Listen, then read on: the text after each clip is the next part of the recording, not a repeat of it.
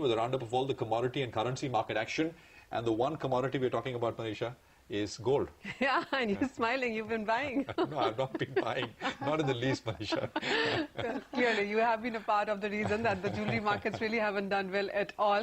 We've seen nearly 80% of decline in the jewelry sales in the last one fortnight. And remember, this year actually didn't start so well for the jewelry industry to start with. We did see that strike in the first half of 2016. And the industry estimates tell us that the jewelry sector lost nearly 18,000 crores during that time. And the second half as well really hasn't been so good for them. Apart from that jewelry, Diwali sales that we did see on a stronger side coming in there. The demonetization impact can clearly be seen. You have seen the volumes go down. You also have seen the big ticket sales actually completely absent. The wedding season is in its full moon, but you haven't seen much of buying coming in because of that as well. Sanjeev Agarwal, CEO of Gitanjali, now joins us to talk about that. Sanjeev, hi, thank you so much for taking time out for us. 1 month passed, and what's the impact of demonetization that you have seen in the jewelry sector? We understand that the wedding season also hasn't been able to support the buying. Well, the jewelry sector, like all the other fashion and retail sector, has been suffering because of cash flow situation. I was looking at today's newspaper, which talks about the fact that even white goods, etc., have dropped by about 60%. Dining out has dropped by 40%. So it's obvious that a jewelry sector where the outlay of the consumer's savings is significantly larger will be impacted much more.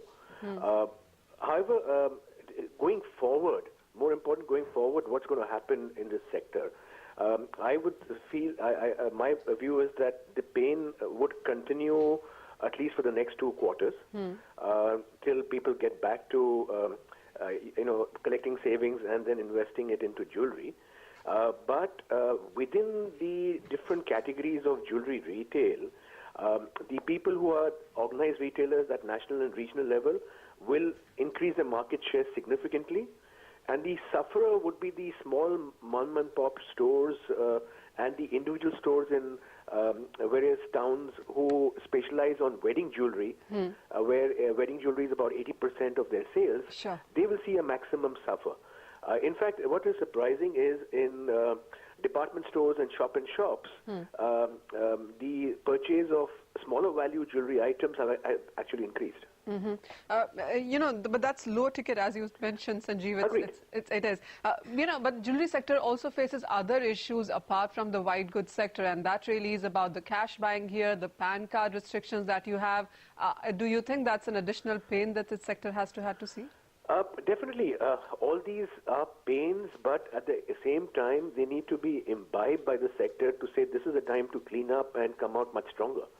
And if they imbibe that, the whole perception of the sector, which is always negative and perceived as some sector where there is issues in terms of compliance, issues in terms of the cash money, etc., with GST, with PAN card, all this changes.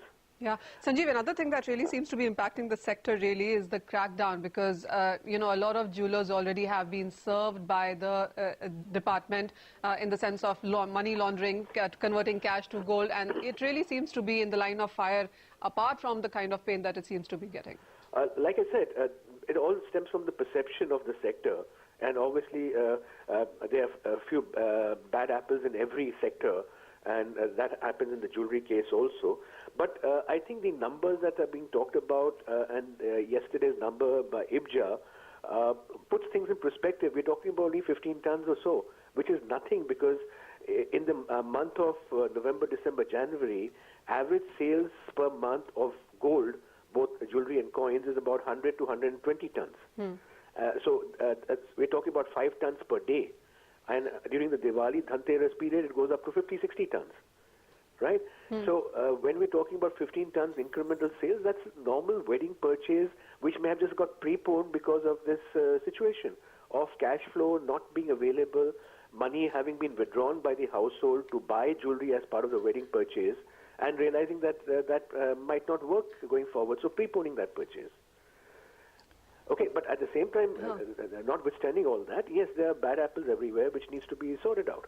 But all said and done, there's going to be a dynamic change in this whole sector with GST, with PAN, like you mentioned, and the scenario and the position of the sector will change very dramatically 1 year down the line.